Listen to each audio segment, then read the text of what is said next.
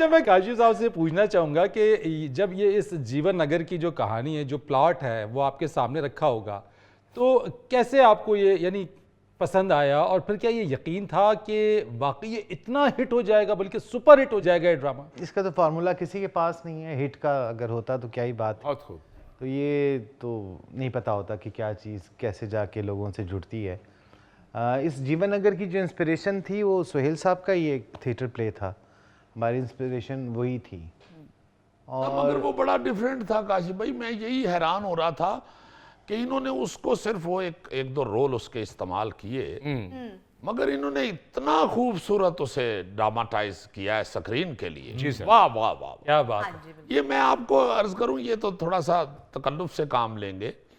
अभी जो चले हैं आप देखिए, काबली पुलाव, काबली पुलाव, काशिफ भाई का, ओए होए, ये जीवन नगर काशिफ भाई का, बढ़िया। फिर ये स्टैंड अप गर्ल ओए होए, काशिफ भाई का, क्या बात है। फिर इसी दौरानिये में चले हैं ना जी, जो पहले इन्होंने किया हुआ है सारा काम इनका, वो बिल्कुल डिफरेंट है। मैं शायद पहले भी एक दफ़ा बता चुका हूँ टेलीविजन पे कि जो पहला इनका सीरियल था, लकीली मैं उसका भी हिस्सा था, बल्कि उसका मेरे पहले प्ले के हीरो सुहेल साहब। अच्छा, उसमें भी मैं हीरो था। अच्छा, इतनी जोर से कहा तुमने? 20 साल पहले भी नहीं ये शक गुजर रहा कि वो जो था ना जी, कब्जा, पहला इनका सीरियल, आप यकीन माने कि मैं उसमें भी ये बड़ा सख्त परेशान था कि ये एक नए नौजवान आए हैं, हाँ, तो ये कास्ट जो है बिल्कुल सारे कितने सारे नए लड़के डाल के, थिएटर वेटर के, कई बेचारे कभी थिएटर भी जिन्होंने नहीं था किया हुआ, तो ये क्या एक्सपेरिमेंट है, ये किस तरह क्या होगा इसका। मगर आप यकीन कीजिए कि मैंने अपनी ये कोई 40-42 साल जिंदगी में अगर अपने आप को कहीं स्क्रीन पे अच्छा पाया है या मुझे अच्छा लगा है, जी जी, तो वो कब्जा है। दरअसल शायद ये आज मौका हमें मिल गया सुहेल साहब का शुक्रिया अदा करने का भी। मेरा जो पहला प्रोजेक्ट था, मैं बिल्कुल ग्रेजुएट हुआ था ताज़ा ही, और यहाँ वहाँ से उधार पकड़ के वो मैंने पहला प्ले किया था। उसमें अगर सुहेल साहब जो उस वक्त एस्टैब्लिश, उस वक्त भी सुहेल साहब सोहेल अहमद साहब ही थे। वाह। यार तो नहीं सर, आज कहन दो ना सर।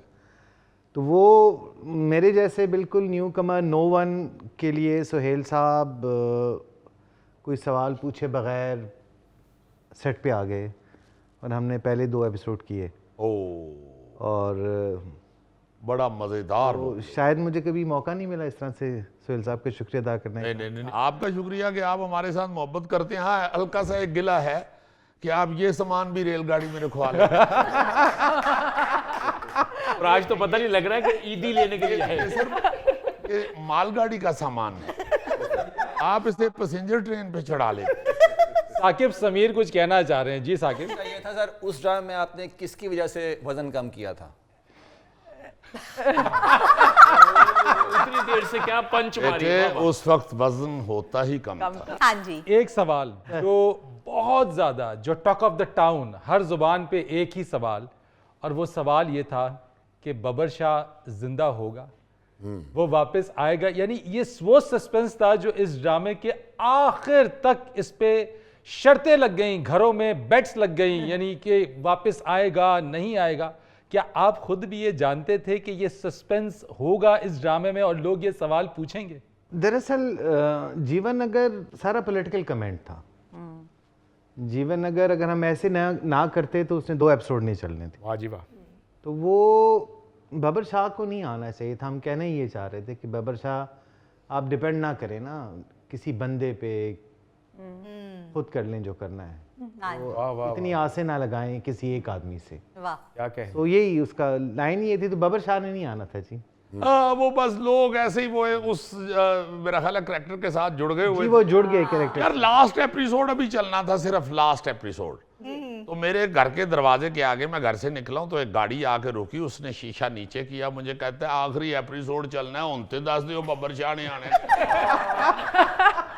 मेरी वालदा, मेरी बेगम मुझसे रोज पूछती थी इसमें कि ये पूछ के बता दो कि बब्बर शाह जिंदा होगा, वापस आएगा नहीं आएगा। लेकिन देखो अजीजी, मैंने भी सस्पेंस बरकरार रखा। मैंने बिल्कुल भी नहीं बताया कि वापस आने नहीं बताया। मैंने भी वो अपने मलेदार से कहा भाजी मकान शिफ्ट करन लगे। इत्थों ही हो ना, कल दा दिन ने बस देख लेना। अच्छा जी, मैं राबिया भट्ट साहिबा से ये पूछना चाहता हूँ कि आपको क्या ये एहसास था कि आपके पास जो एक बुजुर्ग हीरो हैं, वो भी बट आप भी बट बटां दा जोड़ा संभागे विचों। सीरियसली आपको ये था कि आप माशाल्लाह इतना खूबसूरत करैक्टर और इतनी प्यारी लगेंगी और लोगों के दिलों में घुस जाएंगी इस सीरियल के साथ? पहले भी माशाल्लाह आप बहुत प्यारी हैं पाकिस्तान के लिए, मगर ये सीरियल थोड़ा सा प्लीज़। सोहेल साहब, मेरे लिए तो ये बड़े ऑनर की बात थी जब काशिफ ने मुझसे रब्ता किया। मेरी एक लिस्ट थी डायरेक्टर्स की, इतनी ज़्यादा मैं एक्टिंग नहीं करती, दैट्स माय ओन चॉइस, लेकिन उसमें भी उस छोटे करियर में भी मेरे कुछ 2 से 3 नाम होंगे जो मैंने लिखे होंगे। और काशिफ का नाम तो सर फहरिस्त था। मैं ये सोचती थी मैं इनके साथ काम करूँगी, कब पता नहीं, लेकिन करूँगी। और जब इन्होंने रब्ता किया और फिर आपका नाम बताया, सो आई वाज लाइक अब मैं इसको ना ही स्क्रिप्ट पढ़ने का इंतज़ार करूँगी, ना ही कोई और बात। ये अभी से हाँ है, मैंने पता नहीं हाँ कहा कि नहीं, लेकिन हाँ था। आलिया, वाह वाह, क्या शायद वजन कम कर रहे हैं। यार की कर रहे हैं आवाज। नहीं, कॉल के बाद मैंने भी ऐसी अपनी निश्चित बदली थी, यकीन नहीं आया था मुझे ऐसे, यकीन माने। आपकी बहुत मेहरबानी, मैं तो हैरान हो गया हूँ सुन के। काशिफ भाई आपने बताया ही नहीं। मुझे खाली 12 किलो वजन कम कराने से ज्यादा हो जाता था। इनका भी बताया, हालात बड़े खराब हैं।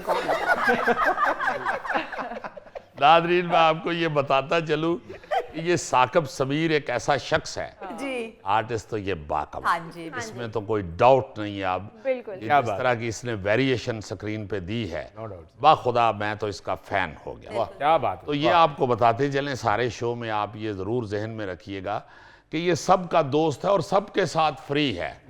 इसलिए इस वक्त इसकी जो चांद उतरेगी वो आप बुरा ना मानिए।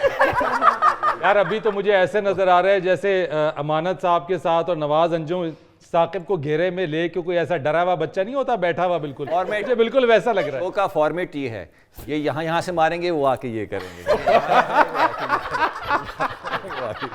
ये फॉर्मेट है शो। वाकई बहुत प्यारे हैं साकिब साहब, जबरदस्त। अच्छा जी, हमारे पास एक पाकिस्तान की ऐसी आवाज़ जो इस वक्त हर दिल में बसती है। हाँ जी। मैं सनम मारवी साहिबा से गुजारिश करूंगा, बल्कि पहले ये पूछूंगा कि आपने जीवन नगर देखा? जी बिल्कुल देखा है, मैं आप सबकी फैन हूँ। अच्छा सब पूरी दुनिया